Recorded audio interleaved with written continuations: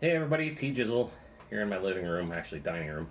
Um, Today, you've seen me probably if you watch me on the Bookface or the InstaTubes or whatever, doing Bloody Mary videos. Today I'm going to do something a little different. I'm going to teach you how to make a really good Virgin Mary. Got a couple of friends that recently quit drinking were asking about it, and I've found that if you just make a Bloody Mary and withhold the vodka, it's not quite right. It doesn't, a little something off with it, and so it just needs a little something. So today, for those of you who may, for whatever reason, are not drinking right now, I'm going to show you how to make some really nice Virgin Marys with no vodka. So the ingredients are pretty much the same as always. You got your cups with ice, just plain ordinary tomato juice, no kind of special mix, no V8, no nothing like that, just regular tomato juice. Your celery salt. I like the celery salt from the Spice House. It's really, really solid, really good. Pepper for grinding.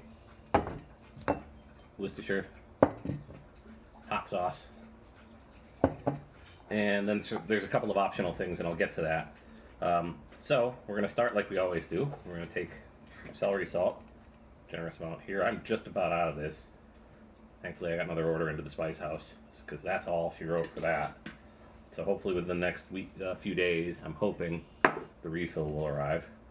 Then we're going to give it several good grinds. Pepper, like my sister, I like a lot of it. So, you see I'm putting in a fair bit. There's that. Pause you just for a moment. Why did I pause you? Because I almost forgot lemon. Very, very important. Can't forget the lemon. So, generous amount. This is probably about a quarter of a lemon, quarter of a good sized lemon. But fair amount of citrus makes the Bloody Mary, and especially when you're doing the non-alcoholic version as we are doing today. So that's one. And that's two. Lots and lots of lemon. Alright. So we're done with that. Now it's time for some hot sauce.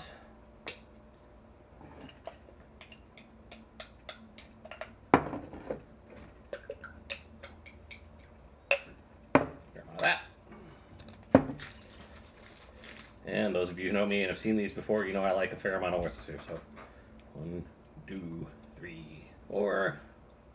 1, 2, 3, 4. All right. Optional ingredient time. These are Bloody Mary bitters with celery.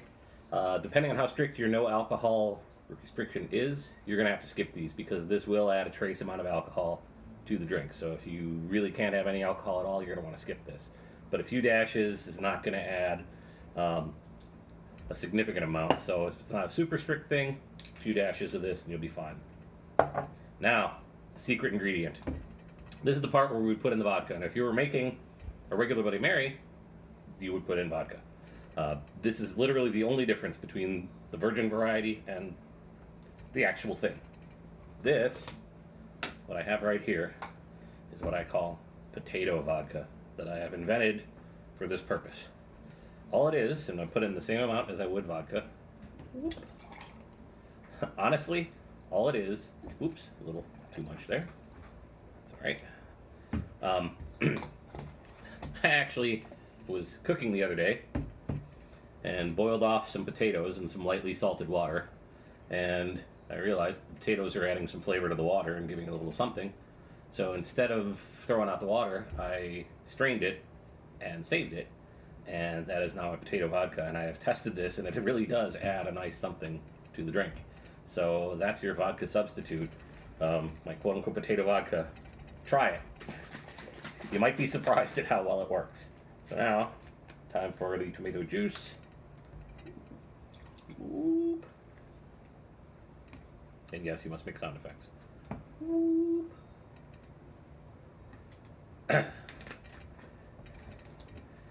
And before we shake, it's olive time. Going traditional with the garnishes today.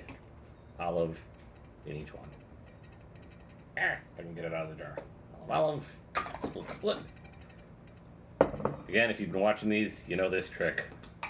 Hence why I use the mason jars. Fewer dishes makes your life so much easier. Bloody Mary number 1. Gone. Virgin Mary number 2.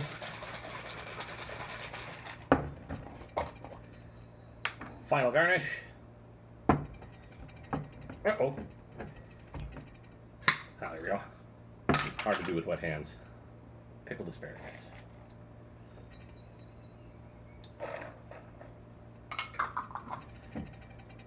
Ta-da. Delicious Virgin Marys. We're done, right? Nope. Still from Wisconsin. Still gotta have my chaser. But we're doing virgin. We're doing no alcohol. So what do? Turns out craft non-alcoholic beer is a thing now. And there's a company out of Connecticut called Athletic that's doing some really, really nice stuff. This is their Upside Dawn. This is their Golden Ale, non-alcoholic. Big hat tip to Chef Ashley from Idle Hour for teaching me about this stuff, because when you're doing non-alcoholic stuff for somebody, or even if you're a drinker and you've had a few beers and you want another beer but you don't want to be a mess tomorrow, this is actually surprisingly good. So look them up, give them a try. They're not inexpensive if you get it shipped, but the shipping is included. Look up Athletic Brewing, good stuff. So here comes Beer Chaser number 1.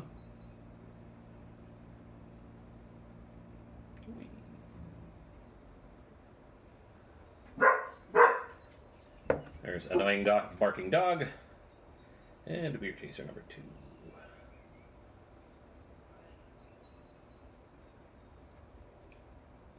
2. Now that is Wisconsin-style, no bullshit, Virgin Mary. Enjoy. As always, leave your hatred in the comments. Tell me what I did wrong, tell me I'm full of crap, or if you enjoyed it, tell me that too. Hasta la bye-bye.